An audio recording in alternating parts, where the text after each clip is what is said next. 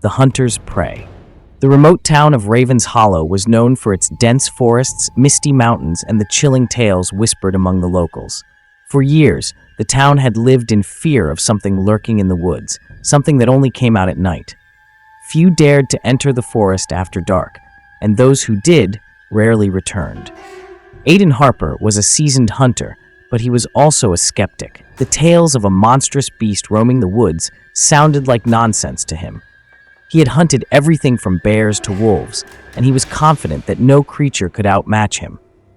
When he heard the stories about the beast of Raven's Hollow, he saw it as a challenge, an opportunity to prove himself. One crisp autumn morning, Aiden packed his rifle, supplies, and set out into the forest. The townsfolk warned him, begged him to reconsider, but he only laughed. He was determined to bring back the head of the beast and silence the rumors once and for all. The forest was vast and eerie, its towering trees blocking out the sun, casting long, twisted shadows on the forest floor. Aiden moved through the underbrush with practiced ease, his senses sharp, alert to every sound. But as the hours passed, he found nothing unusual, just the ordinary sounds of the woods, rustling leaves, the distant calls of birds, and the occasional snap of a twig underfoot. As the sun dipped below the horizon, the forest grew darker, and the air took on a chilling bite. Aiden set up camp in a small clearing, lighting a fire to ward off the cold. The warmth of the flames was comforting, but the silence of the forest was unnerving. There were no nocturnal animals, no distant howls, only an oppressive, heavy stillness. Aiden was not easily shaken, but something about the silence felt wrong. He tried to brush off the unease, telling himself that the locals had simply gotten into his head. He sat by the fire, his rifle close at hand, and waited. Midnight came, and with it, a change in the air. The wind picked up, rustling the leaves with a low, mournful sound. The fire flickered and dimmed, as if struggling against some unseen force. Aiden tightened his grip on his rifle, every muscle in his body tense. He scanned the darkness, searching for movement, for any sign of the beast. And then he heard it, a low, guttural growl, deep and menacing, reverberating through the trees. Aiden stood, his heart pounding, eyes straining to see into the shadows beyond the firelight. The growl came again, closer this time, accompanied by the sound of something large moving through the underbrush. Aiden aimed his rifle in the direction of the noise, his finger hovering over the trigger. The beast was here, and it was hunting him. Suddenly, the growl erupted into a roar, and a massive shape lunged from the darkness. Aiden fired, but the beast was too fast, its hulking form barely visible as it darted between the trees. The shot went wide, echoing through the forest, but the creature didn't flee. It circled the clearing, its growls echoing off the trees, taunting him. Aiden's breath came in short, ragged gasps as he tried to track the beast's movements. It was unlike anything he had ever encountered, massive, powerful, and intelligent. It knew the forest better than he did, and it was using the terrain to its advantage. The realization struck him with a cold, terrifying certainty. He was no longer the hunter, he was the prey. The beast attacked again, this time from the opposite direction. Aiden barely had time to react, firing wildly into the darkness. The creature let out a pained snarl, but it was far from deterred. It vanished into the shadows once more, leaving Aiden standing in the clearing, alone and vulnerable. Panic gripped him as he fumbled to reload his rifle. His hands trembled, slick with sweat, as the growls surrounded him, coming from every direction. The beast was toying with him, wearing him down, waiting for the perfect moment to strike. Aiden knew he couldn't stay in the clearing. He had to find higher ground, somewhere he could defend himself. Abandoning the fire, he plunged into the forest, the darkness swallowing him whole. The trees closed in around him, their twisted branches like skeletal hands reaching out to ensnare him. He could hear the beast behind him, crashing through the underbrush, its breath hot on his heels. He ran blindly, desperation driving him forward. His boots slipped on the wet leaves, his legs burning with exertion. The forest seemed endless, the trees blending together in a blur of black and gray. But the beast was relentless, never more than a few steps behind. In his panic, Aiden didn't see the ravine until it was too late. The ground gave way beneath him, and he tumbled down the rocky slope, his body battered and bruised by the unforgiving terrain. His rifle slipped from his grasp, clattering away into the darkness. When he finally came to a stop, he was at the bottom of the ravine, his body aching from the fall. The forest above loomed like a wall, the trees casting long, twisted shadows over the rocky ground. Aiden's breath came in ragged gasps as he struggled to his feet, but he couldn't see the beast. The only sound was the distant rustle of leaves. He couldn't stay there, exposed and defenseless. He scanned the ravine, searching for a way out. A narrow path led deeper into the forest, its entrance almost hidden by overgrown vines and thick underbrush. It was his only option. With every ounce of strength he had left, Aiden pushed himself toward the path. The air grew colder as he descended further into the ravine, the trees closing in around him, their branches like twisted skeletal fingers reaching out to ensnare him. The growls started again, this time from above. The beast was watching him, waiting for him to make a mistake. Aiden's mind raced as he tried to think of a way to outsmart the creature, but his options were limited. His rifle was gone, his energy depleted, and the beast had the advantage. Suddenly, the path opened into a small clearing, a hidden oasis in the heart of the forest. Aiden stumbled into the clearing, his legs shaking with exhaustion. He collapsed onto the ground, his back against a large rock. He could hear the beast closing in, its growls echoing off the ravine walls. But then, something strange happened. The growls stopped, replaced by a low, rumbling sound that seemed to come from the earth itself. Aiden's heart pounded in his chest as the ground beneath him began to tremble. He tried to stand, but the trembling grew more intense, knocking him back to the ground. The trees around the clearing began to sway, their branches creaking and groaning. The rumbling grew louder, a deep, ominous sound that vibrated through Aiden's bones. He looked around in panic, but there was nowhere to run, nowhere to hide. And then, with a deafening roar, the ground split open. A massive chasm yawned in the center of the clearing, its edges crumbling away as the earth shook violently. Aiden scrambled back, barely avoiding the chasm's hungry maw. But as he watched in horror, the beast emerged from the trees, its eyes glowing with a malevolent light. It was larger than he had imagined, its body covered in matted fur and scarred from countless battles. Its eyes locked onto him, filled with a rage that sent a chill down his spine.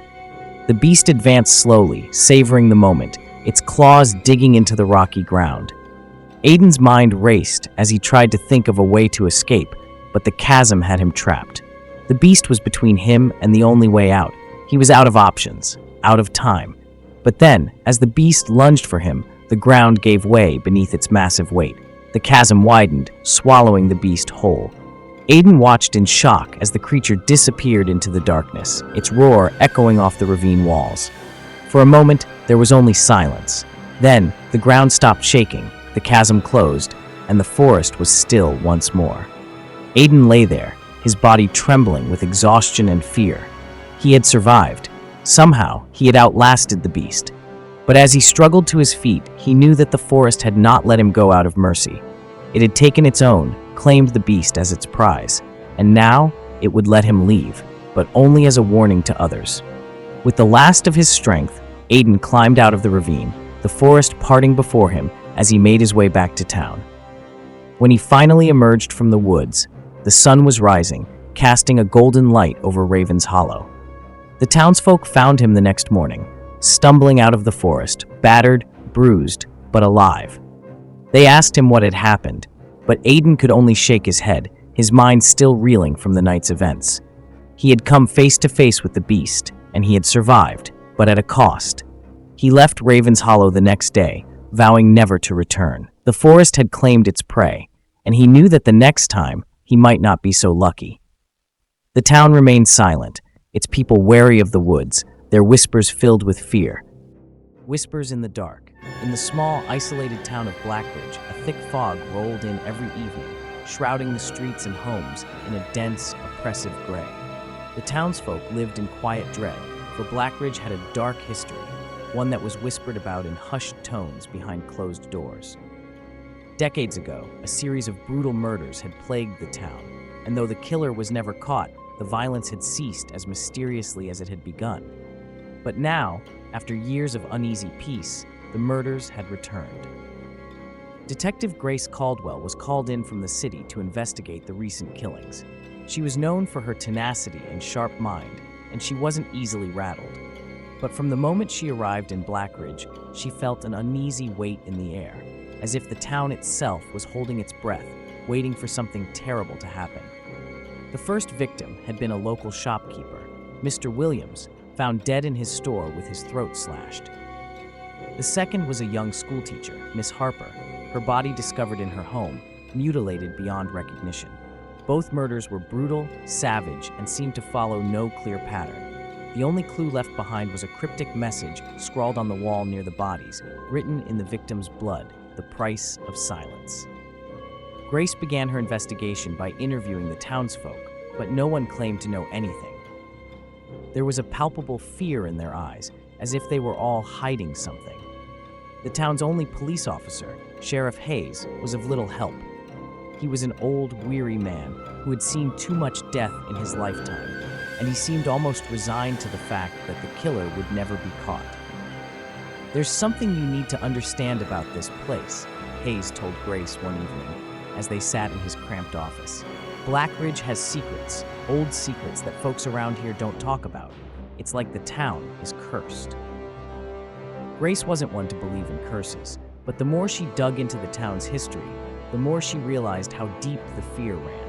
She found old newspaper clippings in the dusty archives, detailing the murders from decades ago. The victims back then had been chosen seemingly at random, just like now, and the killer had left behind the same chilling message, the price of silence. As the days passed, Grace's frustration grew. The townspeople were tight-lipped, and every lead seemed to go nowhere. It was as if Blackridge was a living entity, conspiring to keep its secrets hidden. The town's isolation didn't help. There was no one to turn to, no fresh perspectives to offer insight. The fog that enveloped the town each night felt like a suffocating blanket, pressing down on her, clouding her thoughts. One afternoon, Grace visited the local library, hoping to find more information about the town's past. The librarian, Mrs. Harper, a distant relative of the slain schoolteacher, was a frail woman with sharp, piercing eyes. She watched Grace with an unsettling intensity as she combed through old records and history books. "You won't find what you're looking for in there," Mrs. Harper said suddenly, her voice soft but firm. Grace looked up, startled. "And what is it that I'm looking for?" "The truth," Mrs. Harper replied, her eyes narrowing. "But the truth is buried deep in this town, and it won't be uncovered easily. You do well to leave Blackridge before it swallows you whole." Grace was taken aback by the ominous warning, but she wasn't one to be easily deterred. "What do you know about the murders?" she asked, leaning in closer. "About the message left behind?" Mrs. Harper hesitated, glancing around as if to make sure they were alone. Then she leaned in as well, her voice barely above a whisper. "The price of silence is death. That's what they wrote, isn't it? It's a warning, a reminder of what happens when you try to hide the truth." "What truth?" Grace pressed. "What happened here all those years ago?" Mrs. Harper's eyes darkened. There was a secret society in Blackridge long ago. They called themselves the Keepers, and they were the ones who really ran this town. They made decisions behind closed doors, decided who lived and who died, all in the name of protecting Blackridge. But something went wrong. There was a betrayal, and the murders began. The Keepers tried to cover it up, but the killings only stopped when they all died, or so they thought. Grace felt a chill run down her spine. "You think someone is continuing what started back then?" Mrs. Harper nodded slowly. "I do, and if you're not careful, detective, you'll be next." That night, another body was found, Mayor Thompson, one of the town's most respected figures. His death was even more brutal than the others, and the message on the wall was longer this time. "The price of silence is death. All debts must be paid." Grace's mind raced. The killer was sending a message, but what debt? And who else was on their list? Desperate for answers, Grace confronted Sheriff Hayes, who seemed more agitated than ever. "You know something, don't you?" she pressed. "These murders are connected to that old secret society. What did they do? Who did they betray?" Hayes looked at her with haunted eyes. "You don't understand," he whispered. "This town, it's cursed because of what we did. We made a deal long ago to protect the town, but it came at a cost. Those who betrayed the pact, they were hunted down, killed. The ones left behind swore to keep the secret. But now..." Now it's come back to haunt us. Grace's heart pounded in her chest as she absorbed his words. Who's doing this? Is it someone seeking revenge? Hayes shook his head, fear etched on his face. I don't know who, but they won't stop until everyone connected to the pact is dead, and I'm next. Grace realized with horror that the killer was targeting the descendants of the original members, and Hayes was one of them. Before she could react, the lights in the office flickered and the door creaked open. A shadowy figure stood in the doorway, a glinting knife in hand. Hayes screamed, but it was too late. The figure moved with lightning speed, slashing his throat in one swift motion. Blood sprayed across the room as Hayes collapsed to the floor, gurgling his last breath. Grace barely had time to draw her gun before the figure lunged at her. She fired, the shot echoing through the small office. The figure stumbled, but didn't go down. Grace fired again, this time hitting the figure in the chest. They crumpled to the ground, the knife clattering away. Grace rushed over, her heart racing. She pulled the hood back from the figure's face, expecting to see someone she recognized, someone who fit the profile of the killer. But instead, she found herself staring into the lifeless eyes of Sheriff Hayes.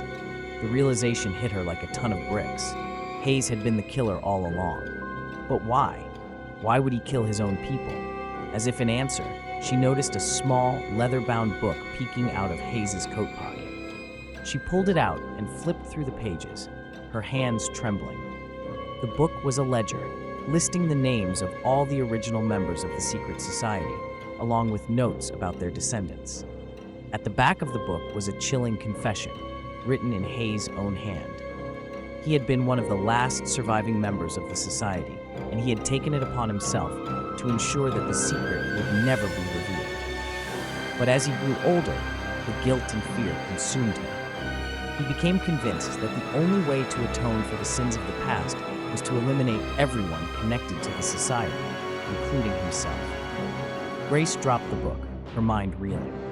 The town of Blackridge had been terrorized for years, all because of a pact made in the shadows, a deal that had come back to haunt them. And now, with Hayes dead, the murders would finally stop, or so she thought. In the days that followed, the fog in Blackridge seemed to grow thicker, more oppressive. The townspeople remained on edge, and despite Hayes' death, there was no sense of relief. Grace couldn't shake the feeling that something was still lurking in the shadows, something that hadn't been put to rest. One evening, as she was packing up to leave the town for good, Grace received a call from Mrs. Harper. Her voice was trembling, filled with fear. "You need to come to the library," Mrs. Harper said. "There's something you need to see before you leave." Against her better judgment, Grace agreed. When she arrived at the library, Mrs. Harper was waiting for her, clutching an old, tattered book. The librarian's hands were shaking as she handed it to Grace. "This was hidden in the archives," Mrs. Harper said, her voice barely above a whisper. "It's a record of the original pact, the deal the keepers made. It wasn't just about power or control. They made a deal with something dark." Grace opened the book, her eyes scanning the pages. The words were old, faded, but the meaning was clear.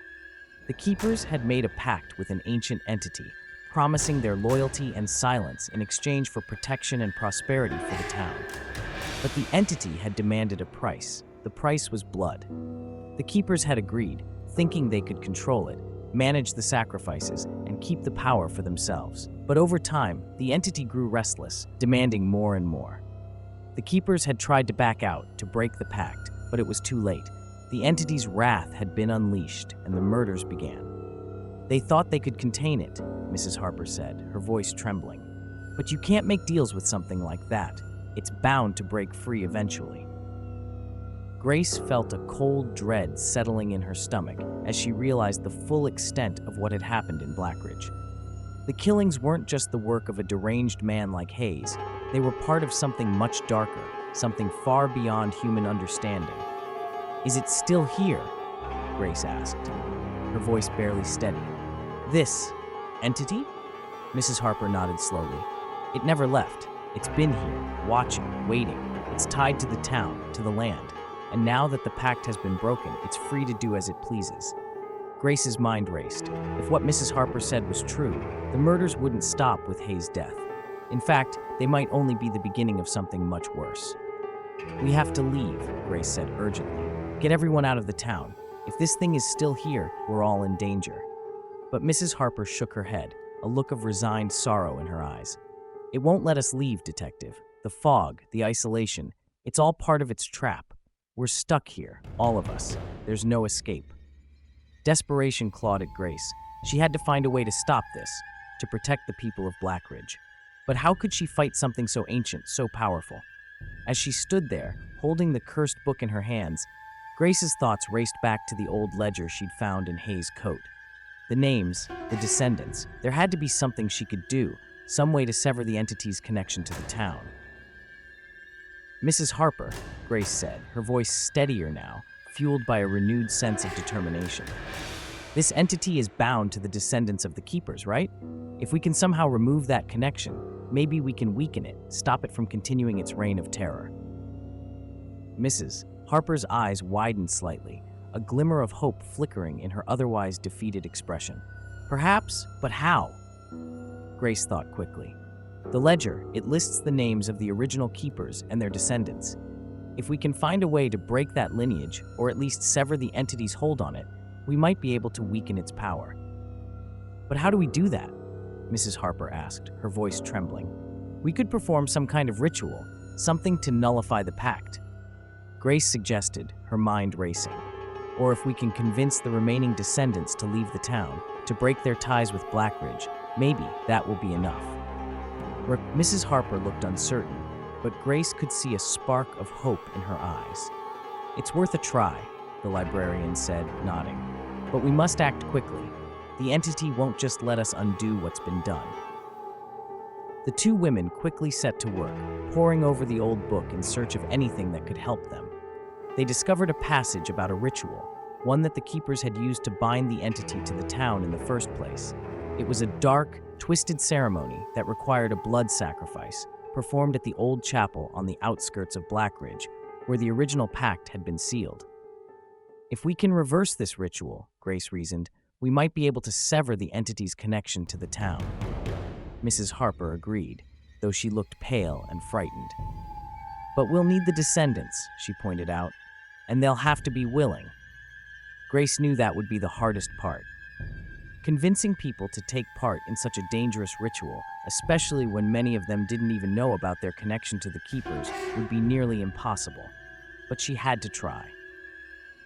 The following day, Grace and Mrs. Harper visited the remaining descendants, explaining the situation as best they could. Most were skeptical, some were outright terrified, but eventually a small group agreed to participate. They gathered at the old chapel that night, under the cover of darkness, hoping to go unnoticed by the entity. The chapel was a crumbling, decrepit structure, long abandoned and overgrown with weeds. The air inside was cold and damp, filled with a sense of foreboding that sent chills down Grace's spine. They lit candles, casting flickering shadows on the walls, and began the ritual according to the instructions in the book. As they chanted the ancient incantations, the air in the chapel grew heavier, almost suffocating. The candles flickered wildly, as if caught in an invisible wind. The fog outside thickened, pressing against the windows like a living thing. Grace could feel the presence of the entity, its malevolent energy swirling around them, growing stronger with each passing moment. Suddenly, the ground beneath them trembled, and a low, rumbling growl echoed through the chapel. The candles went out, plunging them into darkness. Panic set in as the descendants huddled together, their fear palpable. "It's here," Mrs. Harper whispered, her voice trembling. "It knows what we're trying to do." Grace felt a cold, icy breath on the back of her neck, and she spun around, gun in hand, but there was nothing there, just shadows. The entity was toying with them, testing their resolve. "Keep going," Grace urged the group. "We have to finish this." They resumed the ritual, their voices shaking but determined. As they neared the final incantation, the entity's presence grew more intense, as if it were fighting to keep its hold on the town. The ground shook violently, and cracks appeared in the walls of the chapel, but they pressed on. Finally, they reached the last part of the ritual, the most dangerous and crucial step, the blood sacrifice. One of the descendants, a young man named Daniel, stepped forward, his face pale but resolute. He had volunteered for this role, understanding the gravity of what needed to be done. With a trembling hand, Daniel cut his palm, letting the blood drip onto the ancient altar at the center of the chapel. As his blood soaked into the stone, a deafening roar filled the air, shaking the very foundations of the building. The entity's rage was palpable, a hurricane of dark energy swirling around them. For a moment, it seemed as though all was lost, as if the entity's power would overwhelm them. But then, just as suddenly as it began, the roar ceased. The fog outside began to dissipate, and the oppressive weight in the air lifted. The chapel was filled with an eerie silence. Grace held her breath, waiting for something, anything to happen. But the darkness that had filled the chapel was gone, replaced by a strange, peaceful stillness. "It worked," Mrs. Harper whispered in disbelief. "We did it." The group of descendants stood in stunned silence, realizing that the ritual had been successful. The entity's hold on Blackridge was broken. But as they began to leave the chapel, Grace couldn't shake the feeling that something wasn't quite right. The air still felt heavy, and a sense of unease lingered. She stayed behind for a moment, her instincts telling her to investigate further. As the others left, Grace walked around the chapel, examining the altar closely. There, beneath the blood-soaked stone, she found something disturbing, an inscription, carved into the rock. It was a warning, written in a language she didn't fully understand, but its meaning was clear. The entity wasn't gone. It had simply been bound again, forced back into its slumber, waiting for the day it could be unleashed once more. Grace knew then that the fight wasn't over. The entity's power had been weakened, but it wasn't destroyed. Blackridge was still cursed, and the darkness would eventually return. As she left the chapel and rejoined the others, Grace made a vow to herself. She would stay in Blackridge, keeping watch, ready to face whatever darkness might rise again. Because in a town like Blackridge, the past was never truly buried, and the shadows always had a way of creeping back.